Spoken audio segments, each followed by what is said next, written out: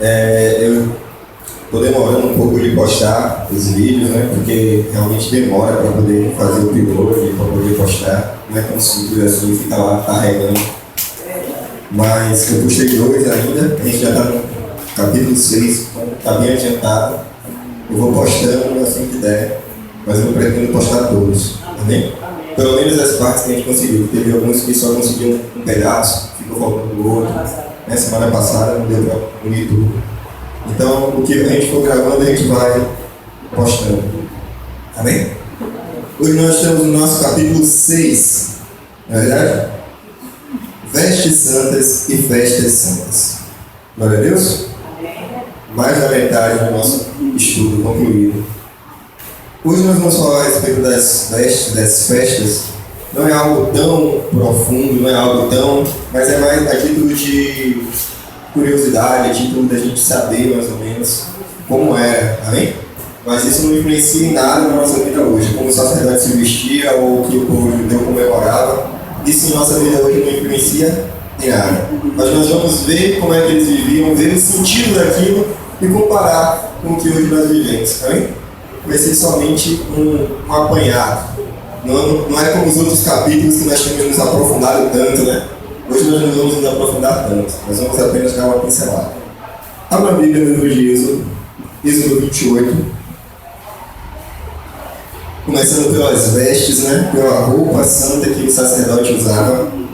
Êxodo capítulo 28, versículo 4. Amém? Êxodo 28, 4.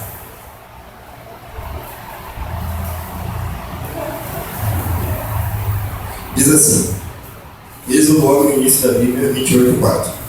Estes, pois, são os vestígios que farão: um peitoral e um éfode, e um manto e uma túnica bordada, e uma mitra e um cinto. Farão, pois, vestidos santos a Arão, teu irmão, e a seus filhos, para me administrarem o ofício sacerdotal. Amém? Se você for ler todo o capítulo 28, está falando a respeito de vestes e roupas do sacerdote. Está detalhando como eles eram, amém? Está dizendo medidas e formas e cores. E está detalhado tudo aqui no capítulo 28. Mas esse versículo 4, eu chamo a atenção porque ele traz a lista dos itens das roupas que os sacerdotes usavam, amém? E quais eram esses itens? Primeiro era um peitoral, um éfode, um manto, uma túnica, a mitra e o cinto. Amém? Então está tudo aí? Peitoral, éfode, manto, túnica, mitra e cinto. Amém? Eu vou falar rapidamente a respeito desses itens porque não dá para ficar detalhando cada um deles, porque a gente perderia semanas. Amém? Começando pelo peitoral. O que era o peitoral? Era uma peça, obviamente, botada no peito. Então era tipo, imagine como um colete à prova de balas, que hoje tem aqueles coletes. Era mais ou menos aquilo. Ele era feito de pedras preciosas, amém? Ele ficava por baixo, era feito de material fino, ficava por baixo do éfode. Ele era chamado de peitoral do juízo. A Bíblia se chama de peitoral do juízo. Ele continha 2 itens chamados Urim e Tumim. Esses itens eles eram usados para saber a vontade de Deus. O que era isso especificamente? A Bíblia não detalha o que era isso. Acredito que era um item, então era uma coisa tão comum na época que a Bíblia nem descreve. Amém? Então era algo que era, por exemplo, hoje se eu disser para você um dado, eu não preciso para você descrever o que é um dado, porque é tão comum na nossa cultura usar dado, eu não preciso escrever. Mas daqui a 1000 anos não tem dado. E se alguém for ler, aí vai ter lá dado, aí vai ficar todo mundo imaginando o que será que é um dado. Amém? É assim? Assim também esse Urim e Tumim eram 2 itens. Tem gente que diz que eram pedras parecidas com dado, tem gente que diz que era coisa parecida com moeda. Enfim, eram 2 coisas que os sacerdotes usavam para saber a vontade do Senhor. Eles iam diante da arca, que era onde estava a presença de Deus, e eles levavam a questão dele ou do povo, de alguém, de alguma pessoa qualquer. E ele fazia a pergunta: Senhor, tal pessoa quer saber isso. É para fazer ou não é para fazer? É sim ou é não? Aí ele ia e lançava o Urim e o Tumim. Que aí a gente pode imaginar que era tipo um dado, uma pedra, alguma coisa que lançava sortes. E ali o Senhor respondia. Amém? E esses itens, o Urim e Tumim, estão lá referenciados lá em Números 27, 21, 1 Samuel 28, 6. Eu tenho que falar devagar, porque o pessoal vai anotando. Então, Números 27, 21, 1 Samuel 28, 6 e Esdras 2, 63. São 3 passagens que falam. Tem mais. Quando a gente procura, abre a lista assim, né? Mas a gente vê as que são mais importantes. 2,63. A gente viu as que são mais importantes e sim. Então, era usado desse peitoral, era de material fino, claro, e tinha lá o Urim e o Tumim. Glória a Deus. Então, hoje a gente sabe que a gente não precisa mais de Urim e Tumim para saber a vontade de Deus. Porque tem a palavra de Deus e tem o Espírito dele em nós. Amém?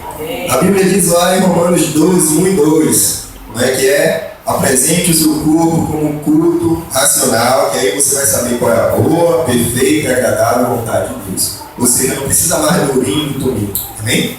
E esse era o peitoral. O éfode, o que é um éfode? Um éfode é uma espécie de peitoral externo. Era mais ou menos um colete também, só que por fora. E esse colete ele continha 12 pedras preciosas, e cada pedra tinha o nome de uma tribo de Israel. E o que é que isso simbolizava? Isso simbolizava que quando o sacerdote ia diante de Deus, o sacerdote ia levando, representando todo o povo de Israel. Porque o povo de Deus não podia chegar diante de Deus. O povo não podia entrar no Santo dos Santos, o povo não podia sentir a presença, era tudo separado, era tudo sagrado. Então o sacerdote ele entrava com aquelas pedras no peito, e aquelas pedras, elas eram referência que ele estava representando todo o povo de Israel. Amém? Hoje, com a morte de Cristo, nós não precisamos mais ser representados. Isso faz com que o éfode seja desnecessário. Porque você não precisa mais de um representante de alguém que vá lá no seu nome. Amém? Hoje você mesmo pode chegar diante de Deus. Isso ficou claro? Amém? Algo interessante sobre o éfode é que ele foi usado por um sacerdote idólatra. E olha o que aconteceu. Isso está lá em Juízes, capítulo 17, capítulo 18 inteiro, mas a gente vai ler algumas partes. Vamos começar em Juízes 17, 1. Capítulo 17 de Juízes 1.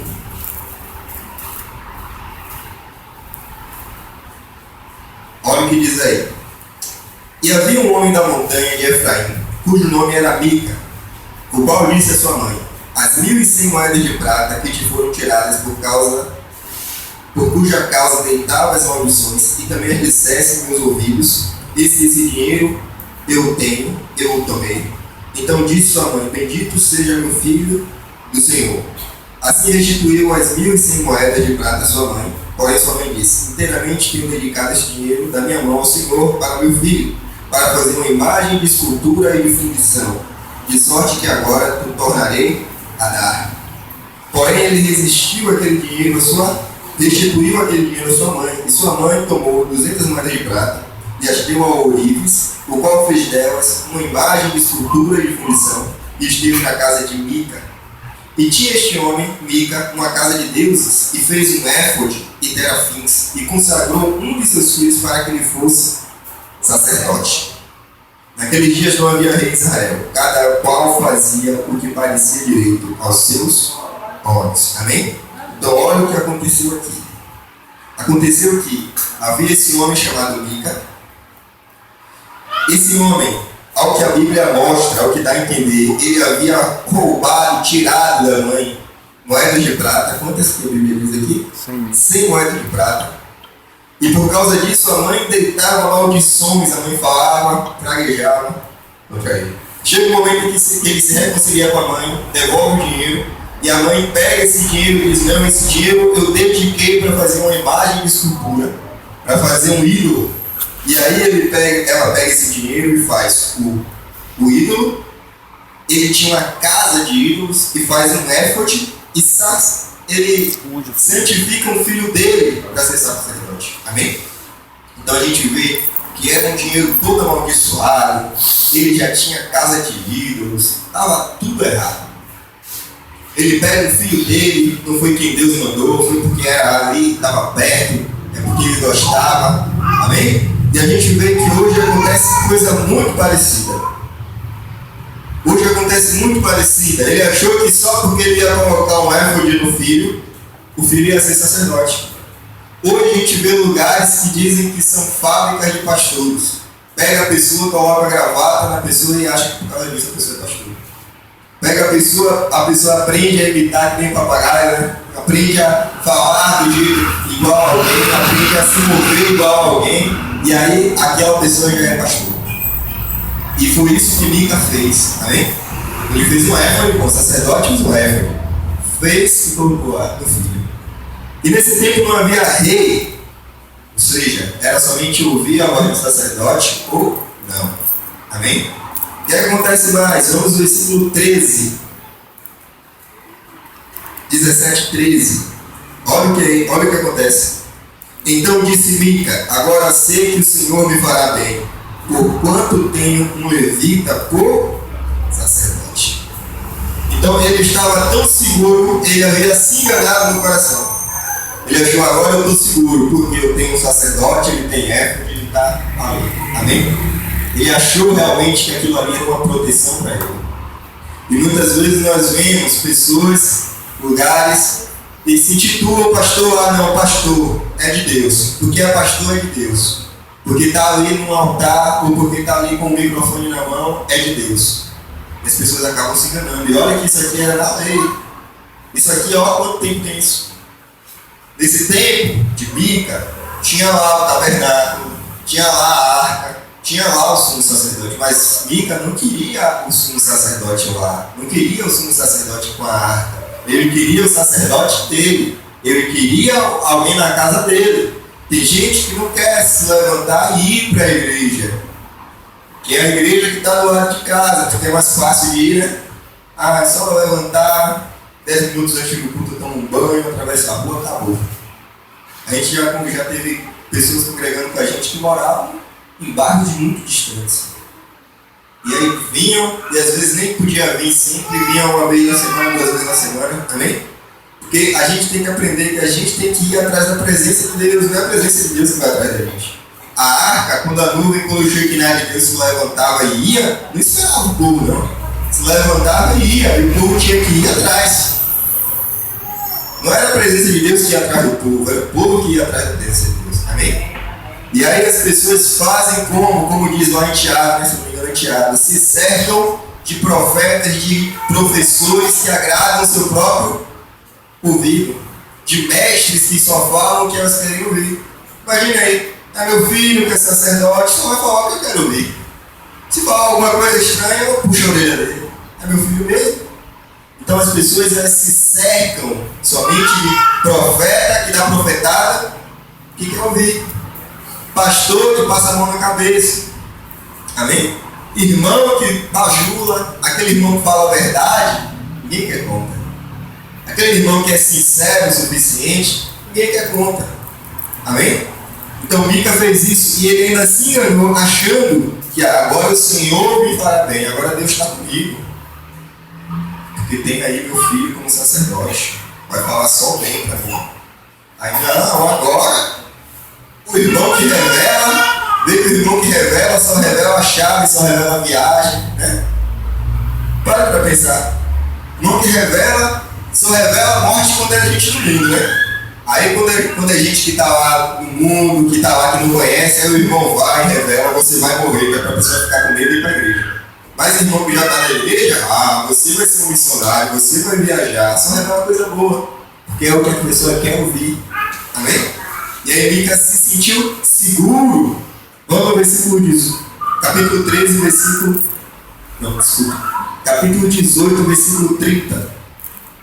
Glória a Deus, boa esta palavra.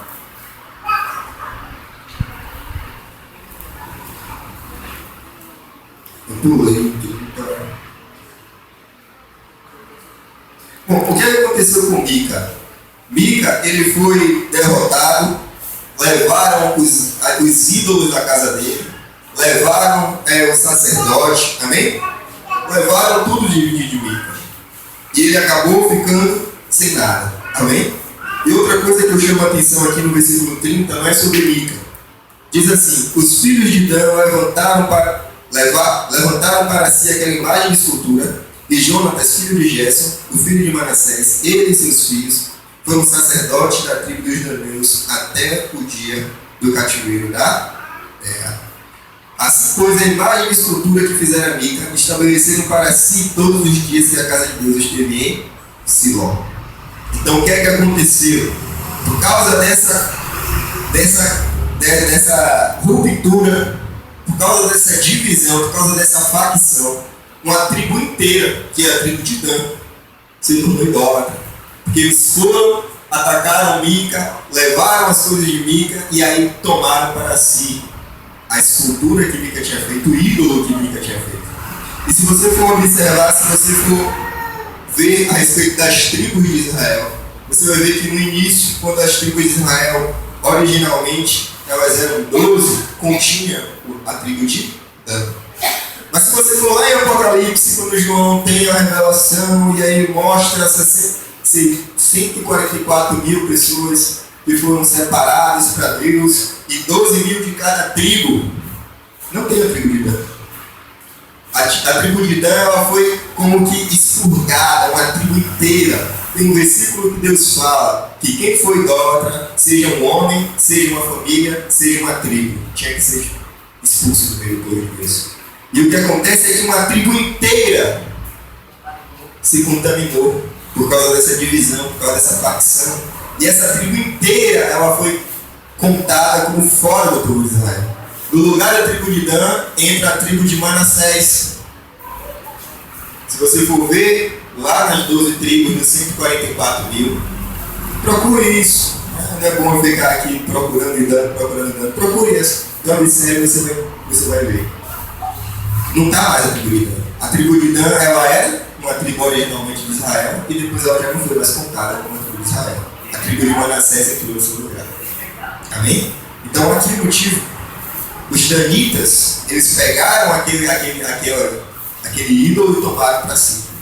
O sacerdote estava lá de éfode, o sacerdote estava lá bem vestido, o sacerdote estava lá falando o que todo mundo queria ouvir, e aí a tribo inteira se levantou.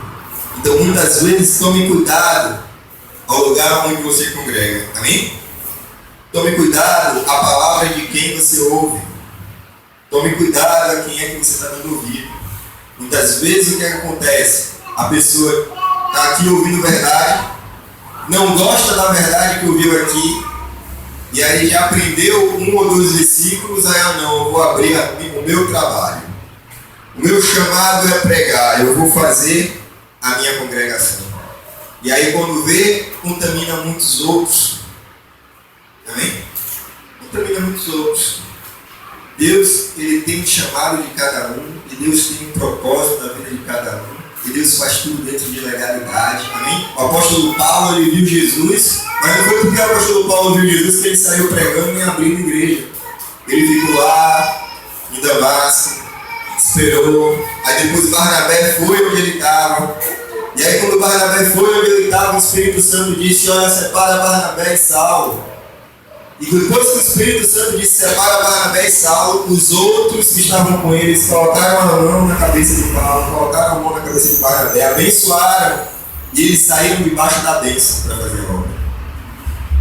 Barnabé e Saulo não foram assim: eu vi Jesus, o Espírito Santo falou comigo, eu vou sair, não quero nem saber quem vai ficar, eu vou fazer aqui o meu trabalho. Eles saíram debaixo da bênção.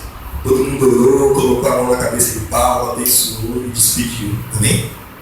Então é isso que nós temos que aprender.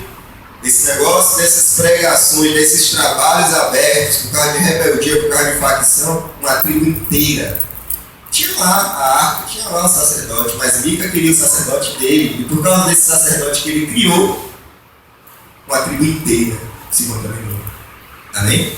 Muitas vezes chegam pessoas até para congregar com a gente. A pastora conversa, o pastor conversa. Você congrega, congrega em tal lugar. E por que quer congregar? Por que quer sair de sua congregação? Porque o pastor lá falou, porque o irmão. Se reconcilie, volte lá para onde você veio, na sua congregação. Se reconcilie com o seu pastor, se reconcilie com seus irmãos. Não é sair em rebeldia e sair por aí. Rebeldia, meu irmão, é pecado como idolatria. E aí você sai em rebeldia, sai em discordância e acaba contaminando até outros. Amém? Então nós temos que tomar muito cuidado. Então, esse era o éfode. Era algo que o sacerdote usava por fora, com 12 pedras. Cada pedra, 12 pedras preciosas diferentes, cada uma simbolizando uma das tribos de Israel. Amém? E aí, foi isso que aconteceu. A tribo de Dan, ela foi inteira tirada. O manto era uma peça única azul, sem remendos. Era uma espécie de camisa sem manga, azul. E o que é que havia no manto? No manto havia pequenos sinos bordados embaixo. Ele tinha embaixo um bordadinho que era púrpura, como se fosse um crochê púrpura, sabe? Aquela linha assim. E alguns sinos metálicos. Para que servia isso? Porque o sacerdote ele entrava na presença de Deus uma vez por ano. E quando ele entrava ali diante da arca para falar com Deus, se ele estivesse em pecado, ele morria. Então, enquanto ele estava entrando, o sino estava mexendo. Ele estava lá dentro adorando, o sino ficava. E as pessoas do lado de fora ouviam o sino chacoalhar. E sabiam que ele estava vivo. Se o sino parasse de tocar, é porque ele estava morto. E aí ninguém podia nem ir lá buscar o corpo, senão morria também. Então sabia que ele estava morto lá dentro e ele puxava o corpo por uma corda. Quando ele entrava com uma corda amarrada na perna. Então se o sino parasse de tocar, as pessoas já sabiam. Puxa o corpo e sepulta. Então esse era o sentido do manto. O manto era isso. Era o sininho para saber se o sacerdote estava vivo ou não. Hoje nós não temos isso de um sacerdote entrar e representar a gente. Hoje a gente já sabe, né? A gente já entra diante da presença de Deus, a gente já fala com Deus. Então o manto também já é desnecessário. Amém? O outro item da vestimenta era a túnica. A túnica era como um vestido branco, que nem aquela roupa que a gente tem de batismo. Era mais ou menos aquilo. Um vestidão branco que o sacerdote usava. A roupa branca é associada à dignidade, à vitória. Amém? A Bíblia diz, Apocalipse 2, 4 e 5. Ao que vencer, eu vou dar vestes brancas. Amém? Em Mateus 12, 7, quando Jesus ele se transfigura, acontece o quê? Que as vestes de Jesus ficam brancas. Ou seja, mostra que é algo espiritual, algo santo. Amém? Apocalipse 3, 5 diz também, ao que vencer eu darei vestes brancas. Então as vestes brancas elas estão relacionadas à pureza, espiritualidade, vitória. Amém? Era isso que o sacerdote simbolizava. E essa era a túnica do sacerdote. A mitra tem algo interessante. O que era a mitra? A mitra era um chapéu parecido com esses chapéus que os bispos da igreja católica usam, sabe? Um chapéu com uma coisa pontuda em cima. Isso era a mitra.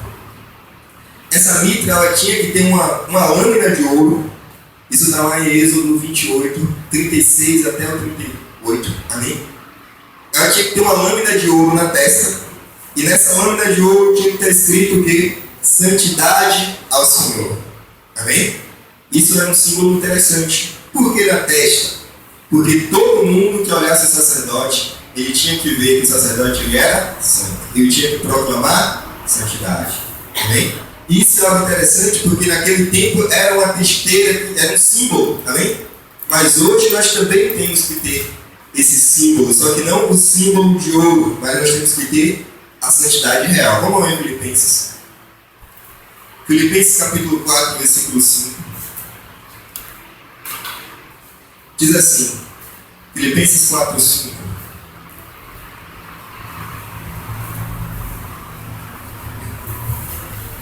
Diz assim, seja a vossa equidade notória a todos os homens, perto está o Senhor. Então aqui Paulo está dizendo, seja a sua equidade, ou seja o seu comportamento, seja as suas atitudes, seja o seu modo de viver, tem que ser notório a todo mundo. Então, os outros, a gente vê que os outros itens eles se tornam desnecessários. Mas esse não. Esse não é que se tornou desnecessário, é que mudou de forma. Não está mais na forma de uma lâmina de ouro. está na forma das nossas atitudes, está na forma do nosso comportamento. A gente tem que ser aquela pessoa que com as nossas atitudes, com a nossa vida, parece que está escrito na nossa testa, a santidade ao Senhor. Amém? Do jeito que era o sacerdote. Estava escrito na testa. Como é que você escolhe uma coisa na testa? Até, como a pastora dizia, até um comércio você colocar a testa. Dá para ver. Amém? Só se você quiser ver, enrolar a cara toda, mas ele vai esconder você também. Então, todo mundo que olhar para você tem que ver santidade ao Senhor. Amém? E esse era o sentido da mitra, que era colocada em cima da cabeça do sacerdote. Amém? E o último item era o cinto. O cinto ele era uma corda de linho que era amarrada, né? Que não tinha esse cinto de couro na época. Na época não tinha essas fivelas. Na época o cinto era uma corda de linho que era amarrada na cintura do sacerdote. Amém? E sobre isso, a Bíblia não fala muita coisa, mas tem gente que associa a firmeza. Você está firmado naquilo que você está vestindo. Tem gente que acha que era só um adereço mesmo. Amém? Uma curiosidade da época é que você não tinha bolso. Na época não havia bolso. Então, a faixa que era usada como cinto na cintura, ela era utilizada para guardar utensílios. Amém? Então, você guardava coisas na faixa. Então, era como se fosse um bolso, algo para você carregar aquilo. Chega um momento em que... Quem foi que reconstruiu a muralha? Neemias. Chega um momento em que Neemias, ele chega diante do povo e ele fala, porque o povo, os ricos estavam oprimindo os pobres, e aí ele dá um sermão, dá uma bronca em todo mundo, e ele fala para todo mundo ser humilde um com o outro, e aí ele tira o cinto, ele tira a faixa e sacode, e aí ele diz, olha, assim Deus vai fazer com quem não obedecer à voz dele. Então, o que era que ele estava dizendo? Quando ele tira o cinto e sacode, ele quer dizer que ele está mostrando que ele está sem nada. É a mesma coisa de hoje você pegar o cinto, o bolso e virar a cabeça. Você mostra que você não tem nada. E ele estava dizendo isso, olha, assim como eu estou sem nada aqui, assim vai ficar também quem não fizer o que Deus manda. Então o cinto era... Aleluia, glória a Deus. Prático. Boa esta palavra. Né? E aí firmava a roupa do sacerdote. Amém? Então esses eram as vestes que o sacerdote usava. A gente percebe que era algo mais cerimonial, né? Era algo mais, a maioria se tornou desnecessário. Somente a besteira que a gente traz uma referência para hoje. E qual é a nossa veste hoje como sacerdote? Isso está lá em Efésios. Eu me lembro que quando eu ensinava as crianças, eu ensino meus filhos, essa passagem as crianças já sabiam de cor. Era impressionante. Quando eu ia falar alguma coisa, eu não quero impressionar. Sabe como é que de criança não quer impressionar? É uma coisa, você pode ter uma armadura de super-herói e aí 10 dias você vai ter. Aquela que estava em Efésios, já sabia que era algo que estava sempre. Efésios 6, versículo 10. Vamos passar rapidinho também. Amém? Para a gente aprender aqui qual é a nossa roupa de sacerdote hoje que Paulo ensina. Diz assim: no demais, irmãos, fortalecidos no Senhor na força do seu poder, revestidos de toda a armadura de Deus, para que possais resistir firmes contra as astutas ciladas do diabo. Porque não temos que lutar contra a carne e o sangue, mas sim contra os principados, potestades, príncipes das trevas desse século, contra as hostes espirituais da maldade nos lugares celestiais. Portanto, tomai toda a armadura de Deus para que possais resistir no dia mal, e havendo feito tudo ficar firme. Vamos parar um pouquinho aqui antes de entrar, que tem uma coisa interessante que o apóstolo Paulo fala. Olha, se fortaleça no Senhor, se revista da armadura de Deus, para que você possa ficar firme contra a cilada do diabo. Crentes, principalmente crente em graça, quando eu digo crente em graça, é crente que congrega com a gente, que ouve palavra, né? Uma palavra diferenciada. Tem a ilusão de que porque Jesus venceu o diabo na cruz, porque Jesus botou o diabo debaixo do pé da igreja, eu não preciso mais me preocupar com o diabo. Eu não preciso mais pensar no diabo. Porque o diabo não me influencia mais em nada, minha vida. Vamos com calma. A Bíblia diz que Deus venceu o diabo. A Bíblia diz que o diabo não pode nos tocar. A Bíblia diz que tem anjos ao nosso redor nos guardando. Mas a Bíblia diz que ele não pode tocar, mas ele fica ao nosso derredor, bramando como um leão, ou seja, ele está esperando somente uma oportunidade. Amém? Qual é a fórmula do desastre? Qual é a receita para um desastre? Uma oportunidade.